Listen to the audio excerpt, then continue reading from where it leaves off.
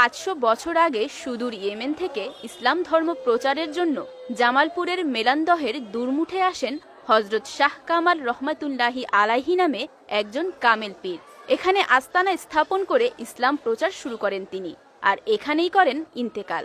পরবর্তীতে তার কবরকে কেন্দ্র করে গড়ে ওঠে কামালের মাজার। ওই সময় থেকে দীর্ঘ প্রায় 500 বছর ধরে পালিত হয়ে আসছে হযরত শাহ কামাল রহমাতুল্লাহি আলাইহির ওরস শরীফ।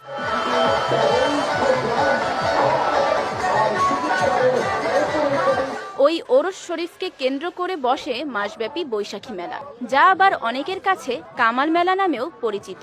ওরস ও মেলাকে উদ্দেশ্য করে দেশ বিদেশের বিভিন্ন প্রান্ত থেকে এসে জড়ো হন শাহ কামালের হাজারো ভক্ত।